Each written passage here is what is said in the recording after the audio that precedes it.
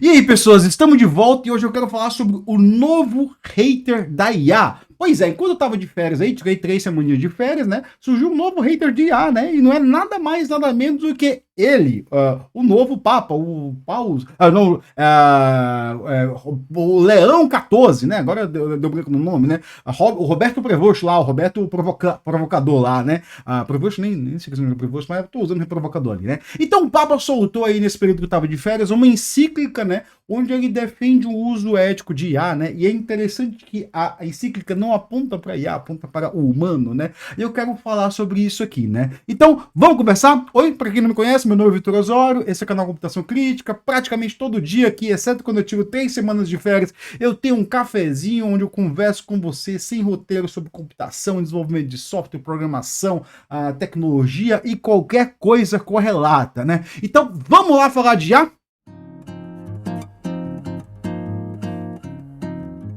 Bom, para começar, eu não quero focar especificamente dentro do que o Papa falou. Eu quero dar um panorama sobre as várias visões que a gente tem da IA, né? Porque normalmente quando a gente pensa em tecnologia, né, a gente pensa que tecnologia é uma coisa meio dissociada da sociedade, uma coisa muito neutra, como se, tipo, tecnologia é que nem uma pá, né? Mas, assim, a gente pode usar uma pá para cavar um buraco para tacar na cabeça de alguém, né? Assim, a tecnologia, ela existe com algum fim, né? E muitas vezes a tecnologia, o fim dela já tem codificado algumas intenções lá. Por exemplo, a gente não pode falar de uma bomba atômica sem pensar assim, pô, isso aqui é feito para matar milhões de pessoas, milhares de pessoas de uma vez só, né? Então a tecnologia, ela nunca, nunca, nunca em hipótese é neutra, né? Ela vai depender muito do que para que ela foi feita, né? E como ela está sendo usada. Então a gente sempre tem que pensar nisso, né? E quando a gente pensa em IA, né, principalmente quando a gente pensa em IA e religião, né, isso é muito importante a gente pensar. Se você pensa assim, não, mas assim, isso nunca envolveu religião. Recomendo você ler esse livretinho aqui, ó, a Ideologia Californiana. Por quê? Isso aqui, no fundo, né? No fundo, a gente pensa assim que religião, né? E aí eu gostei muito da encíclica papal, porque ela tira um pouco daquele lugar comum de religião, né? Porque a gente aqui no Brasil, eu costumo usar até esse termo, né? Que eu não sei se alguém usa, né? Que é uma baixa religião, uma religião ruim, uma religião medíocre, né? Que é uma religião que só fala de determinados temas ali, de dinheiro, sexualidade e poder, muitas vezes, né? Mas a religião, e eu falei isso num vídeo, né? Eu vou até mostrar para vocês, ó, esse vídeo de muito tempo atrás, né? A religião da IA generativa, né? É meu cafezinho 34, né? Então eu recomendo muito se você viu esse vídeo, onde eu falo um pouco do como que a IA tem visões religiosas incubadas ali, principalmente no que é o ser humano, né? E aí, assim, nesse ponto aqui, nesse vídeo, que se não me engano é de 2 anos atrás, tá aqui, 2 anos atrás, dialoga muito com a encíclica papal, né? Que ele fala assim que a humanidade é magnífica. E eu tenho uma visão um pouco parecida aqui com a do Prevost aqui, né? Eu vou usar o nome dele de batismo, né? Já dando spoiler aqui, eu não sou católico, tá, galera? Eu não sou católico, tenho uma formação ali protestante, né? Então, assim, eu não sou católico, venho de uma família católica, então, assim, respeito bastante, né? Mas eu gostei muito, não era muito fã do catolicismo quando eu era adolescente, mas dados os 2 últimos papas aí, a gente tem se aproximado aí, né? Tu gostaram, falou, pô, gostei do Francisco ali, né? Agora tô gostando aqui do Prevost aqui, pelo menos as lapadas que ele dá ali, a gente fala, né? Mas aqui eu dialogo muito nesse vídeo com o que ele fala nessa encíclica, né? Só que eu tava 2 anos antes ali, ele nem era papa na época, né? Então eu posso dizer que antes do papa falar isso, eu já concordava com ele, né? Mas voltando aqui, né? A gente tem várias visões aqui, né? Desculpa, eu me perdi aqui um pouquinho, né? A gente acha que, principalmente assim, a gente no mundo da tecnologia, a gente tende a colocar o Vale do Silício como aquele meio neutro de religião. O quanto isso é mentiroso, né? No fundo é uma propaganda, né? E aí propaganda estou usando no sentido sociológico do termo, né? Na forma como no Vale do Silício coloca mídias para trazer a gente para perto deles, para a gente conseguir comprar o discurso dele, né? Isso é mais uma propaganda do Vale do Silício. Então eu recomendo para vocês essa leitura aqui, ó, A Ideologia Californiana, onde vocês veem que assim, eles têm religião, né? Uma religião um pouco ali secularizada, né? eles não são católicos, assim, tradicionais, como queiram parecer. Agora eles querem parecer muito, né? Mas eles têm um panorama religioso, né? Aí, como eu tava falando, né? Muitas vezes a gente pensa numa baixa religião, que vai ali falar de dinheiro, sexo e poder, né? Enquanto a religião é muito mais amplo do que isso, né? Eu gosto muito, assim. Eu vou citar um outro livro aqui, um livro muito antigo, caso você nunca tenha lido, recomendo muito a ler, um dos livros mais antigos da história da humanidade, né? E vai dialogar com um texto com o qual o Prevost inicia, né? E eu quero falar desse texto especificamente porque esse texto, esses 3 números que estão na tela dizem muito, né? Esse livro aqui, ó, Epopeia de Gilgamesh. O que tem a ver uma coisa com a outra, né? Tem a ver sim, né? Porque o Papa, né? Ele inicia ali a encíclica dele falando de um texto de Gênesis, né? E o Gênesis dialoga diretamente com esse carinha bem aqui, né? Que são 2 livros sobre sociedade, sobre humanidade, né? Sobre assim, tipo, cara, quem são vocês e o que vocês estão fazendo aqui? E aí, vocês é eu, você, e todo mundo tá por aí, né? O que é sociedade, o que é humanidade, por que nós somos diferentes de animais, né? E isso é um tema da religião.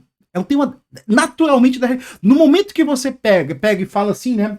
Que o ser humano não é diferente de um animal qualquer, de um cachorro, de uma galinha, não sei o quê, você tá tratando de um tema religioso, queira você ou não. Você está tratando de uma antropologia, você está tratando de uma concepção religiosa sobre a vida, o universo e tudo mais. Já citando Douglas Adams, aqui, o grande escritor do Guia dos Mochileiros da Galáxia, a qual eu assisti nas minhas férias com meus filhos, eles amaram absurdamente, né?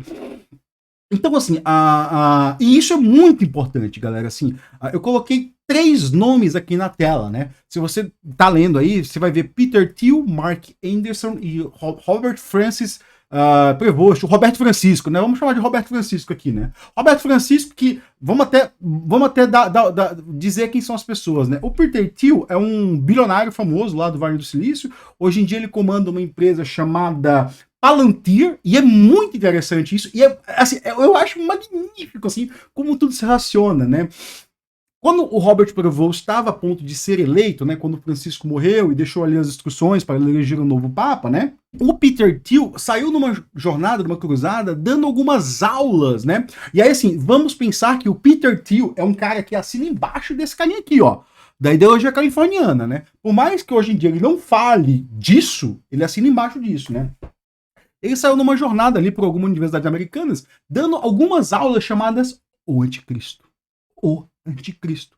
Observa isso, né? Um cara ali que tem uma fundação laica, secular, né? Que não acredita nessas coisas aí, sai falando de O Anticristo baseado em alguns textos de Apocalipse, né? Eu acho até muito interessante se usarem assim, os termos Apocalipse, porque é um livro muito complicado, muito difícil de ler, eu já li diversas vezes, né?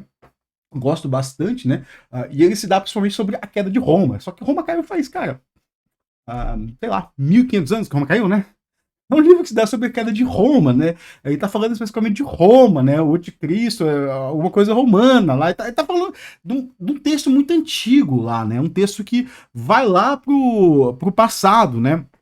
E, obviamente, muitos religiosos usam ele olhando para o futuro também. Mas tem muitas concepções erradas aqui, eu não quero falar de teologia, mas o Peter Thiel usa esse texto, né? Eu trouxe até uma notícia aqui, deixa eu ver aqui.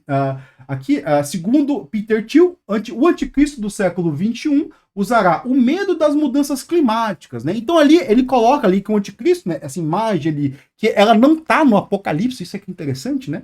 Fala-se muito de Apocalipse, ela não tá no Apocalipse, ela tá ali em algumas cartas paulinas ali, né? E basicamente o anticristo, né? O termo anticristo, a gente vê aquele que vai ser contra Cristo, né?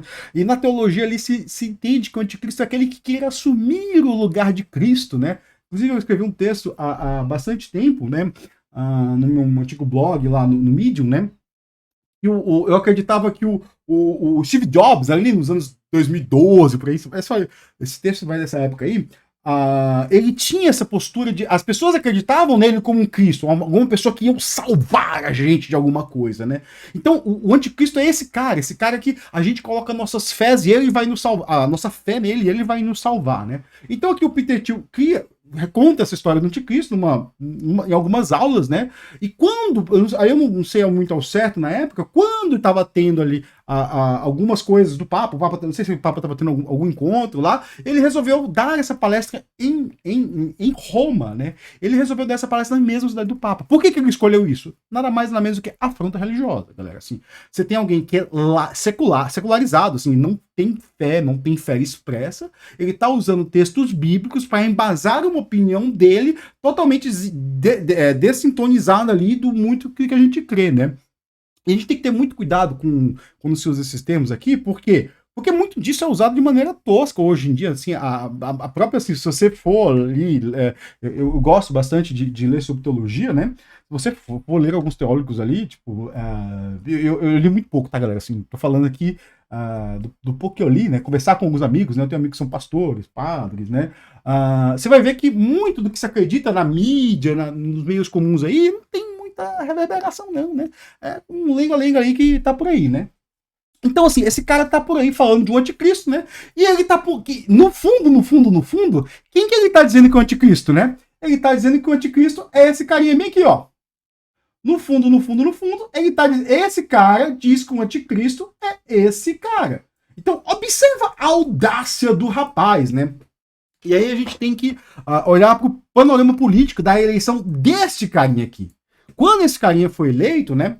Esses dois aqui se moveram junto com o vice-presidente americano para colocar outro nome ali. Só que o Papa, o Francisco, né? Eu esqueci até o nome dele, né? Nas férias eu vi a tumba dele, minha esposa quis, eu quero ver onde ele está enterrado, né? Porque minha esposa morou em Roma, né? A gente viajou para lá. E o Francisco já deixou preparado ali politicamente a eleição do Robert Prevost, né? Então esses dois caras aqui, eles tinham um interesse no cargo desse cara. E eles perderam esse interesse, né? Perderam essa batalha política, né? Que foi uma batalha política, né? Então, assim, isso aqui é uma batalha política que está acontecendo naquele país do norte, a qual esses dois pertencem, né? A qual esses três pertencem, são três americanos, são três estadunidenses, né? Apesar que o Robert Prevost, ele se denomina, ele diz que ele é peruano, né? Inclusive ele morou no Brasil, se não me engano, ele deu uns rolês pelo Brasil, aí tem foto dele comendo PF, batendo um PFão ali, tomando uma pinguinha, né? Parece que ele morou no Brasil, ou pelo menos deu uns rolês aqui, né? Então, assim, esses caras estão interessados na posição desse carinha aqui. Por quê? Porque eles sabem, cara, desde o começo que IA é uma questão de religião, cara. É isso que eu falei nesse vídeo. Eles têm a completa noção de que IA é uma questão de religião. Por quê? Porque a IA tá falando. Quando pra gente defender IA, a gente tem que defender um ponto de vista sobre a humanidade. E aí você vai ver onde eu vou chegar na esquema-pau. Que a humanidade é nada mais nada menos do que um mero. Assim, e aí, pra quem não sabe, o que é IA, né? Uma LLM, se alguém tá caindo sobreviso aqui, né? A IA não é nada muito espetacular aí, não. É só um grande rede neural que gera resultados probabilísticos, né? E aí tem muita incerteza, tem alucinação, é o design dela, né? Assim, eu até falo muito nos meus vídeos assim que eu acho essas tecnologias, né? O Perceptron, o coração da IA, que é o Perceptron, né? Das LLMs, vou falar assim porque IA tem um outro campo que é muito mais interessante, né? O coração do Perceptron, eu acho ele muito interessante, muito bom para reconhecer padrões, né? Mas ele está sendo usado do contrário, né, para reproduzir padrões, né? Então, enquanto o ser humano é um ser, né, capaz de raciocinar, estabelecer grandes raciocínios, crescer e evoluir, né? A IA está meramente repetindo padrões de aprendizados, né? Então, assim, ela foi treinada ali com uma base de dados, ela está sendo usada para repetir ele, né? E esse outro carinha aqui que eu não falei, tá? Esse tal de Marcos Anderson aí. Quem que é esse cara aqui? Por que eu citei ele aqui, né? Esse cara, se você não o conhece, e se você tem mais de 40 anos, talvez você já torceu por ele sem saber. Ai, meu Deus. Me perdoa, Deus, por ter feito isso. Brincadeira, galera. Na época que o seu Bill Gates lá, o William Portas lá, né? O seu Bill Gates estava lutando ali contra o Netscape numa briga lá judicial. Muita gente falou assim, pô, cara, eu gosto do Netscape, não sei o quê. Esse cara é o criador do Netscape, né? Foi até engraçado que nas minhas férias eu vi um post no Blue Sky, onde falava que esse cara era altamente inovador, altamente criativo, que criou produtos do zero. E assim, isso é propaganda, galera. Era uma notícia ali que estava tentando colocar essa pessoa como alguém super inovador, né? politicamente esse cara é um liberaloide, assim, ele acredita que não tem que ter Estado, que é o Vale do Silício. Aliás, tem uns outros caras aqui que eu não citei, né?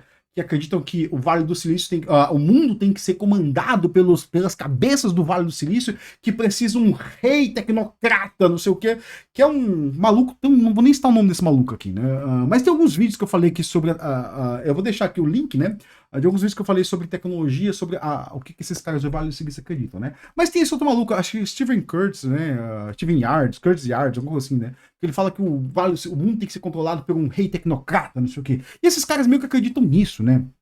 O que é interessante, porque assim, esse cara aqui, sendo liberaloide, né? A gente tem que entender que o produto qual ele tornou ele bilionário, né? Que foi o Netscape, né? Netscape, ele realmente não foi criado com dinheiro público, não. Ele veio de venture capital, né? Isso aí, tipo, a gente tem que concordar, né? Só que o Netscape, né? Ele já veio, ele é uma reescrita de um outro navegador, e aí eu não vou, acho que é o Mosaic, né? Não sei se é o Mosaic, talvez eu esteja errado, né? E esse aqui, ele foi feito com dinheiro público, né? Então, assim, o Netscape é uma reescrita do Mosaic, né? Que foi feito com dinheiro público, então a gente tem que ter isso bem em mente, assim, antes de pensar, esses liberaloides, cara, esses liberaloides foram feitos com dinheiro público, né? E por sua vez, o Mosaic também é uma reescrita de um outro navegador que talvez você fale dele, mas você nunca usou, que é o www, né? O www, né? É um navegador, esse aqui criado com dinheiro público europeu, do contribuinte europeu, que dentro do CERN, né? Assim, para quem não sabe, a web, né? O protocolo HTTP, o JavaScript não, né? O JavaScript que surgiu aqui, né? Mas o HTML surgiu aqui nesse contexto, né? E aí, assim, esse aqui é o do CERN, da Universidade do acelerador de partículas europeu, né? Que não sei se você já sabe, tem um grande acelerador de partículas ali que cobre vários países, né? Bem interessante o projeto, e foi na necessidade de compartilhar papers desse acelerador de partículas que surgiu que a gente usa como web, que é isso aqui que eu estou mostrando aqui, caso você não está usando aqui, eu estou usando o aplicativo via web, né? Então eu estou usando ali o dinheiro do contribuinte europeu, né? E aí depois um fundo americano chamado NFS, National Foundation NFS, National Foundation Science, né? O fundo da Fundação Nacional de Ciência, né? Esse é um fundo americano, né? Estadunidense, né? NFS, né? Tem até NFS Net, se você procurar, né? NFC, National Science Foundation, né? NSF, né?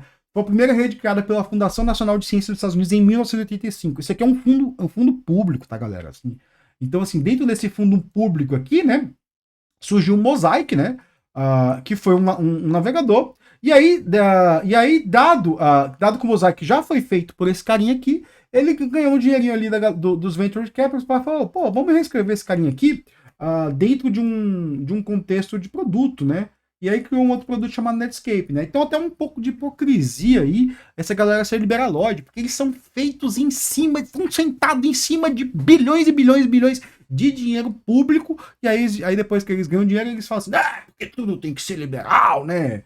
Eu gosto até do camarada Kobori ali, que ele fala, né, que é a velha técnica de chutando a escada, né? Eu cheguei aqui, eu vou chutar a escada, que aí ninguém vai usar a mesma escada, né? Essa galera usa isso aí, né?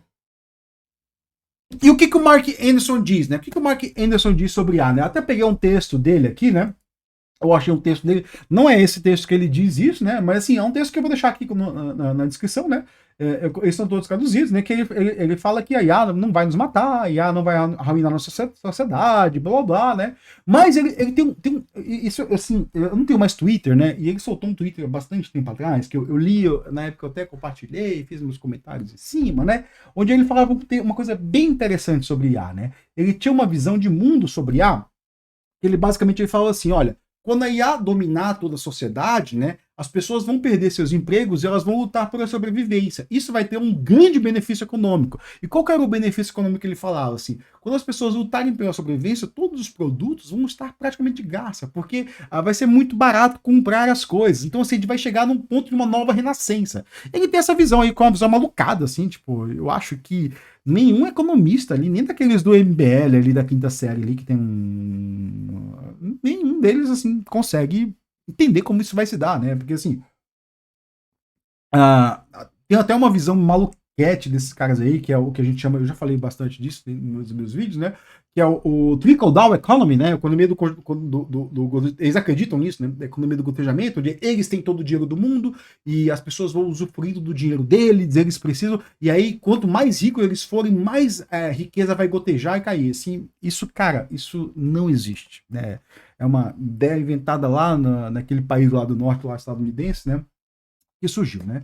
E aí chegamos aqui, coloquei esses dois panoramas aqui. Quem que é Peter Thiel, esse cara que, no fundo, ele é um ateu, né? Ele é um ateu que tá dando palestras ali, inclusive em Roma, sobre o anticristo, né? O que é, eu acho uma audácia gigantesca, assim, tipo, pegar um cara lá da computação, você, vou pegar alguns textos aqui, vou falar sobre religião. Cara, isso aí é o que eu chamo de estúpido, né? Um cara que ele não vai, ele não tá ciente daquela discussão e ele quer dar a opinião dele sobre aquilo ali, que, tipo, o bicho tão idiota. Todo mundo sabe que tu é um idiota. Agora, só porque tu é bilionário, tu acha que é alguma coisa, né? E o Mark Entz também é outro estúpido. Ele é um cara formado em computação que fica dando seus pitacos em economia e se acha o bambambam, bam, bam, né? Inclusive, eu quero mostrar aqui. Eu não gosto muito dessa. Eu quero mostrar assim. Ele tem. Eu gosto dessa fotinha dele aqui, porque dá pra ver que ele tem aquela cara de vilão da Pixar, sabe, né? Parece ali um cara do Megamente ali. Olha essa cabeça de ovo aqui. É uma cara de vilão da Pixar, né? Isso aqui lembra muito os quadrinhos do início dos anos. Do início dos quadrinhos ali dos anos 1930, 40, onde todos os vilões tinham alguma deformação, né? A gente vê aqui as mãos extremamente grandes e a cabeça em forma de cone, né? Aliás, tinha um filme, cara, que os vilões eram chamados Conehead. Toda vez que eu olho, né? Deixa eu ver aqui, ó. Conehead. Era esse aqui, cara. Toda vez que eu olho essa figurinha, eu penso nesse filme aqui, que eu não vi esse filme, né? Pra mim, eu acho que o filme que mais diz sobre isso chama A Vingança dos Nerds, né? Esse filme aqui é o filme que mais fala sobre esses carinhas aqui, né? Mas vamos lá, vamos entrar no que o nosso amigo Roberto Francisco Pivô, Papa Leão 14, né? Fala, né? Ele lançou ali no dia 25, né, do mês passado, hoje já é dia 8, então eu tô bem atrasado aqui, mas no dia eu tava até viajando, assim, e eu tava lendo, vou pegar aqui pra ler, né? E aí eu dei uma lida bem superficial, tá, galera? Assim, tipo, eu peguei assim, eu fui lendo a primeira coisa que eu faço quando eu vejo um texto muito grande, assim, né? Porque isso aqui, galera, é um texto grande, grandíssimo, assim. Isso aqui é um livrozinho maior do que esses aqui, né? Aliás, o Gilgamesh é bem curtinho, né? Eu gosto dele porque ele lembra alguns livros de filosofia onde se quebra em anunciações, né? Então tem 1, 2, 3, você pode listar e falar assim, ó, na 235 ele fala tal coisa, você pode até usar isso para discutir, né? Mas ele tem um argumento, né? Eu sempre gosto. Quando eu vou ler um texto, principalmente um texto de religião, né? Eu sempre tento entender o argumento, né? Isso é até interessante porque muitas das vezes, quando a gente é acostumado a entender os textos religiosos, né? Isso é uma falha gigantesca. Isso é importante a gente saber, tá, galera? Porque isso aqui tem muito a ver com o que está nesse texto aqui e com tudo que eu falei aqui para trás, né? A gente é muito acostumado a ver os textos religiosos, em sacar eles como pequenos provérbios e ler uma parte lá, né? E aí fala assim, porque posso tudo naquele que me fortalece. Enquanto eles não entendem que aquele trecho, aquela frase, ela tá dentro de um argumento e muitas das interpretações que a gente dá para aquela frase, elas são inválidas, porque elas não se adequam ao argumento, né? Inclusive eu usei uma frase que é muito comum aqui, principalmente no evangelicalismo brasileiro e estadunidense, né? E vai falar tudo posta, que ele me fortalece, enquanto no fundo, se você ler o texto, você vai falar aqui exatamente o contrário. Aquela frase diz exatamente o contrário do que as pessoas entendem, né? Não era tudo posse, era tudo suporte. Tipo, tô apanhando pra caralho. O cara tava apanhando pra caralho, tava sofrendo, tava pobre, não sei o que, mas ele tudo suportava, né? Assim, porque ele tinha ideais bem claros, né?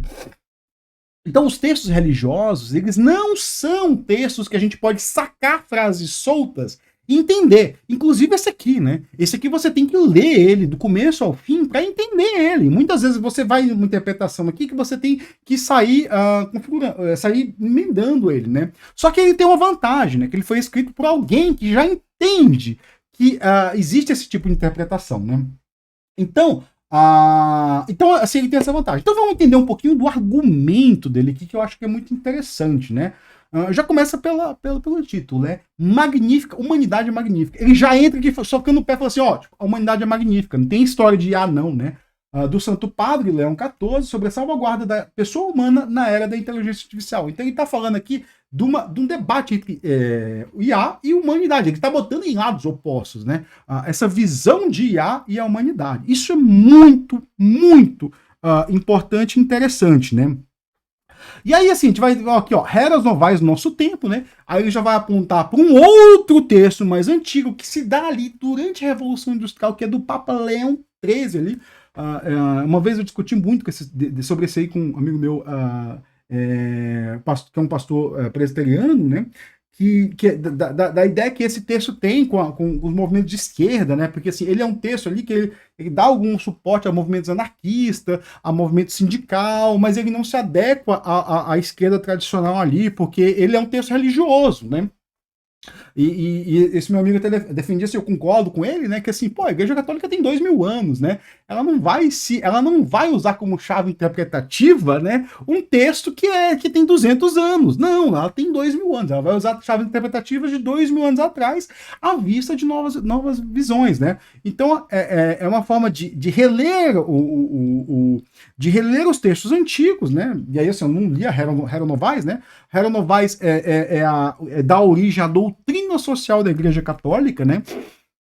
Que posiciona a Igreja Católica à esquerda, né? Tanto que se você for para as aulas de história, você vai ver ali que existiam vários padres ali que foram excomungados, não sei o que, blá blá. Existiu o Tribunal de Santo Ofício, a qual o Bento XVI foi o chefe, que o Bento XVI, inclusive, lá mandou o Leonardo Boff, que é um brasileiro que eu acho que tem alguns textos dele magníficos, né? Eu adoro uma frase dele que eu acho linda, assim, de Natal, né?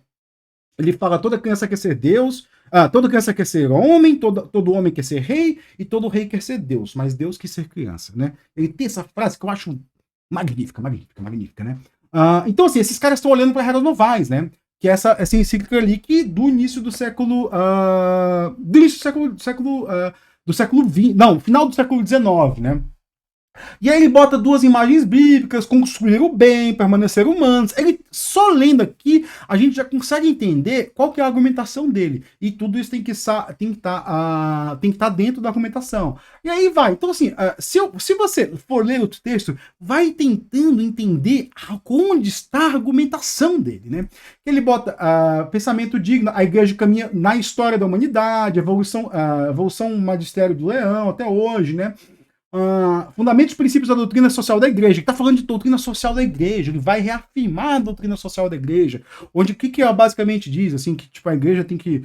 E eu não vou tocar nesse ponto aqui não, né, porque é um pouquinho complicado, mas a igreja tem que ter uma função de trazer dignidade para a sociedade. Que aí fala aqui, ó, princípios de justiça social, princípios de solidariedade, princípio de subsidiariedade, destinação universal de bens, entende o que ele está dizendo aqui, né? Aí a grandeza humana perante as promessas da IA, que ele já vai colocar ali em oposição também, né? Então, assim, se você for ler esse texto, leia tentando entender a argumentação dele. Isso é o que eu acho muito legal de quando a gente vai ler.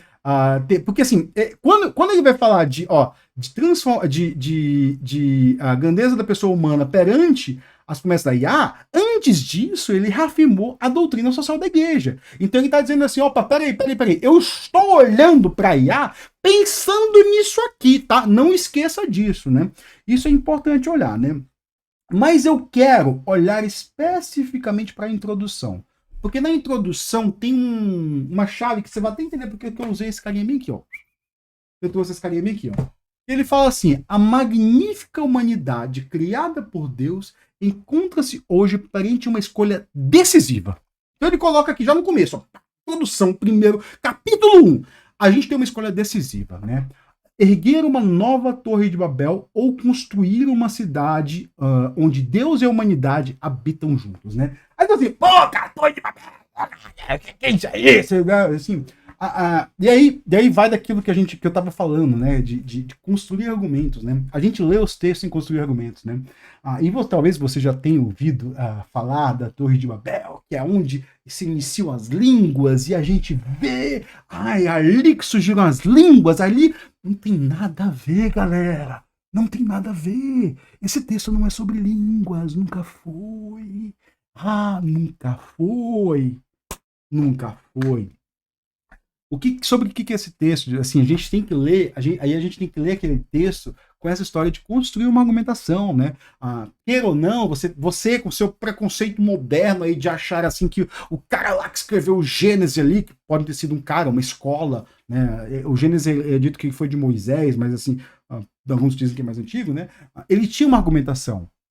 Ele constrói uma argumentação e tá voltado nisso aqui, ó. É como se eu tivesse ali no Gênesis, né? E aí eu vou falar aqui, ó, vou botar aqui, ó, mesma coisa, ó, Torre de Babel, né?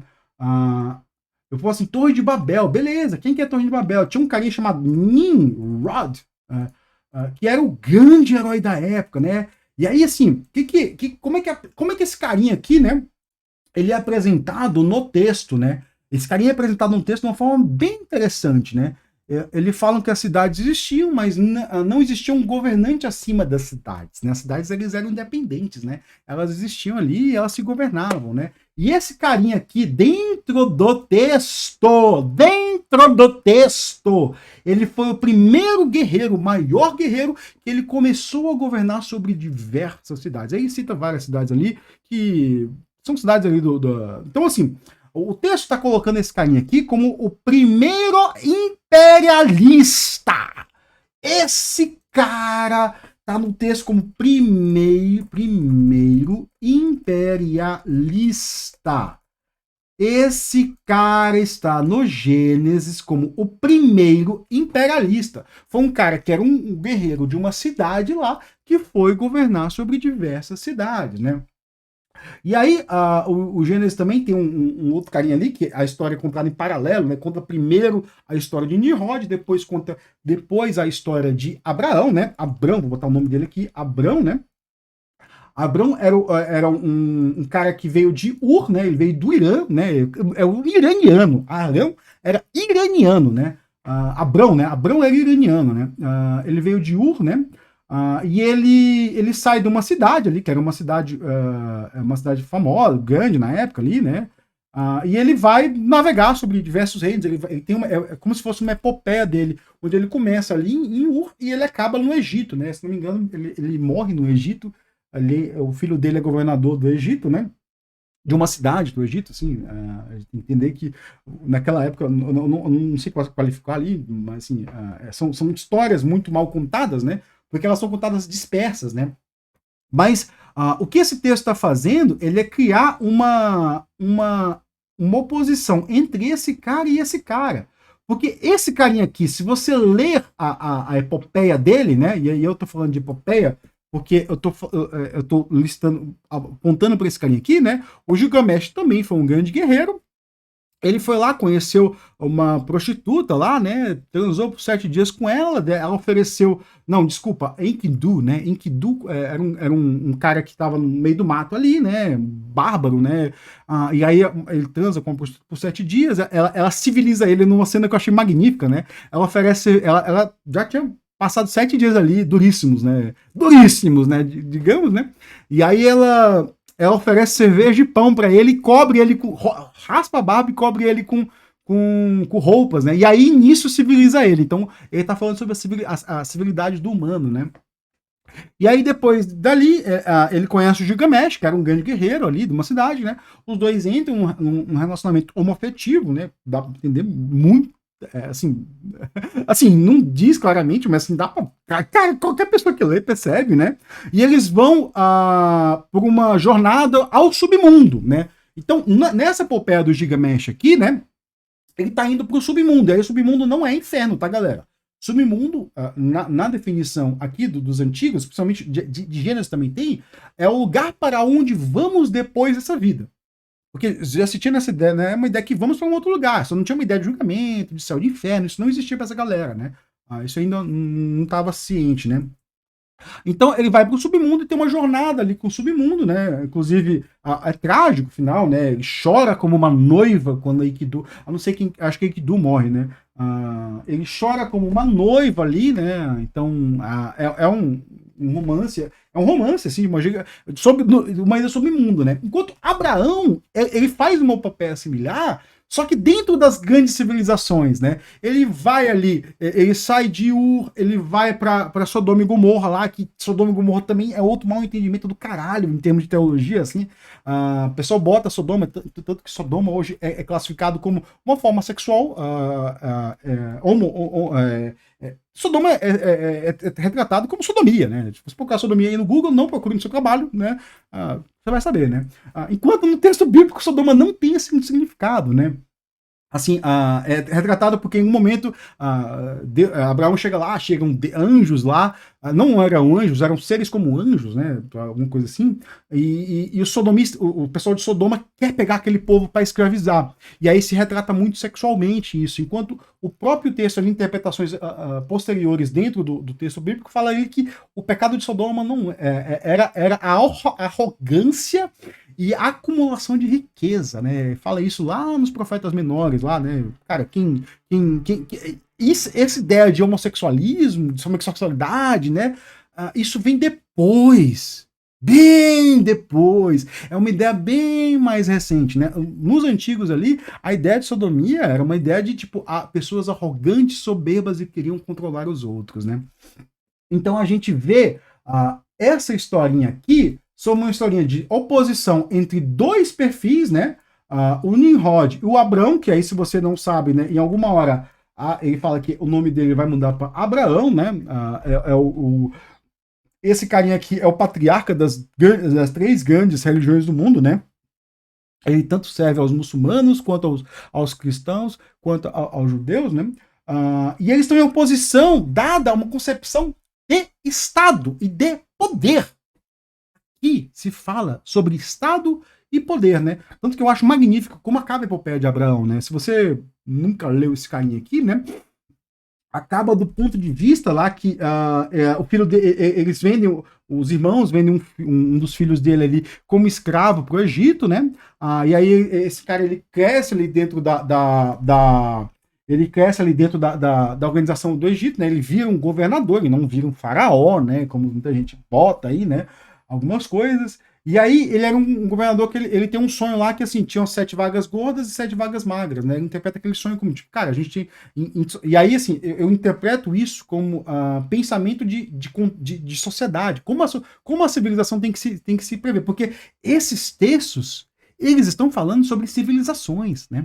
Eles estão falando sobre isso, porque são textos fundacionais das civilizações ali do Oriente Médio, da Europa também, né?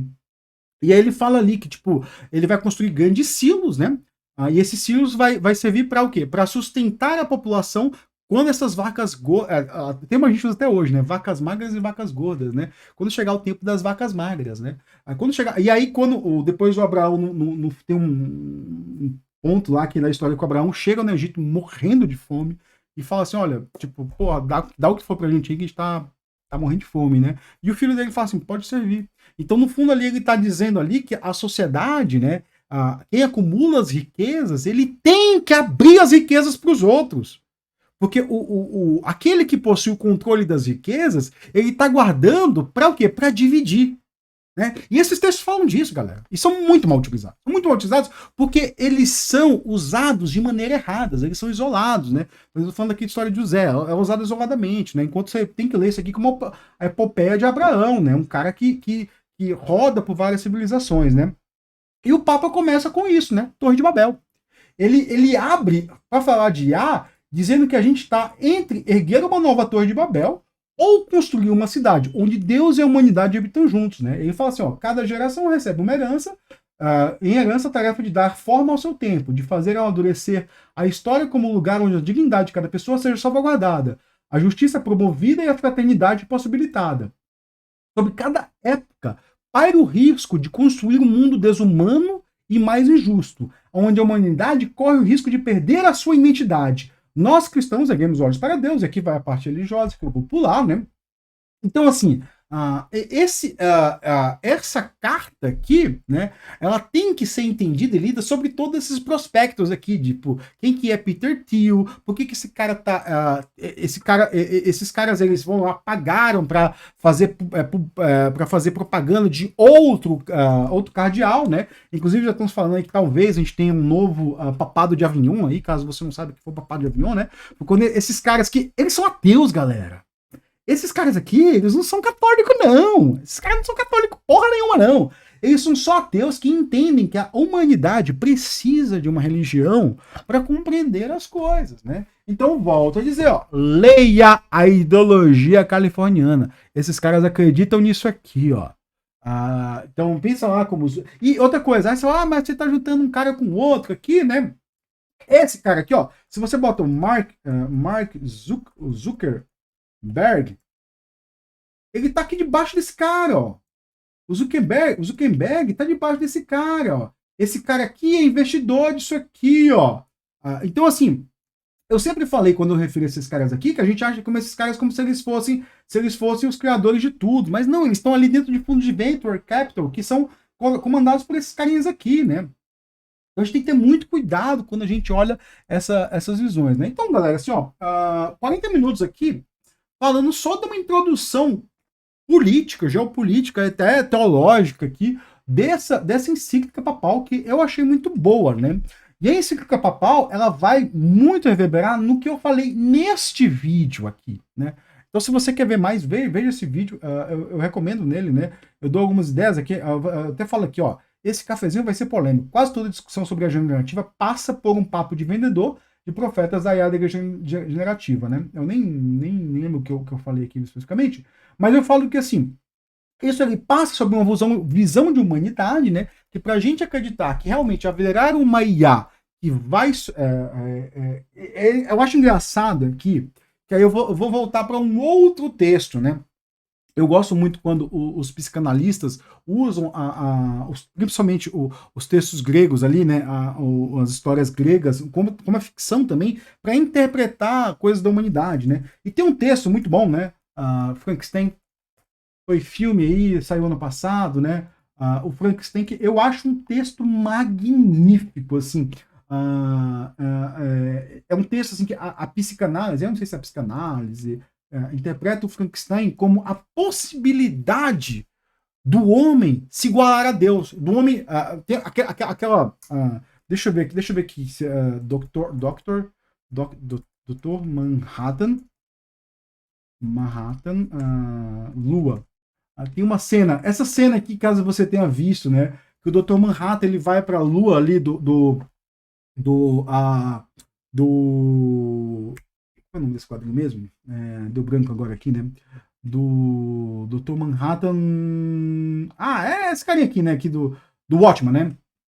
Essa cena que ele vai pra Lua, ele senta na Lua, ele tem um diálogo ali, e ele fala que eu vou conhecer outros povos, conhecer outras formas de vida, quem sabe eu criei uma, né? Então, o que que aí deu branco de novo aqui, porque, cara, a gente fala muito da branco nas coisas, né? Mas o do Alan Moore, né? O que o Alan Moore estava tentando falar aqui, né? Tava falando da possibilidade de, tipo, quando alguém se acha tão poderoso, ele se acha na qualidade de Deus, né? Ele se acha na qualidade que, tipo, cara, eu posso ali sobrepor e criar a vida, né? Enquanto eu sou numa postura que eu gosto muito da forma de pensar mais assim, indigenista, né? Vou dizer assim, né? De indígena, né? De pensar assim, nós somos muito parecidos com a natureza, nós pertencemos a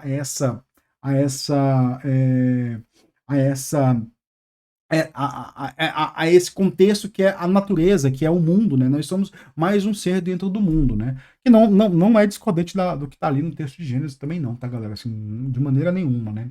Mas o que o Papa vai construir aqui é sobre isso, né? Ele vai construir o que é uma ideia de igreja, o que é uma ideia da doutrina social da igreja, depois vai falar o que é uma ideia de humanidade, né? Ele vai falar aqui, ó, paradigma tecnocrático poder digital. Cara, eu li isso aqui, porra, isso aqui é foda do caralho. Leia, assim.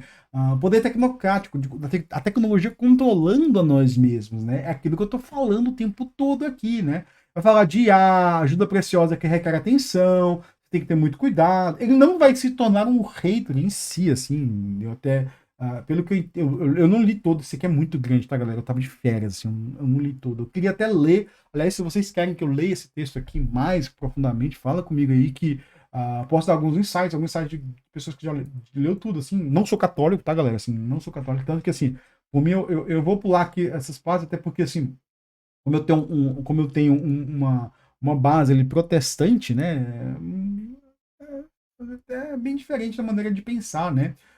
Mas uma das coisas que eu sei, né, é que assim, e aí eu discordo também dos protestantes, né, de não ler os textos como uma forma enciclopédica, né? O texto não é, esses textos não são uma forma enciclopédica. Aqui ele não está dizendo que existia um Enkidu e um Gilgamesh. Talvez o Gilgamesh tenha existido, né?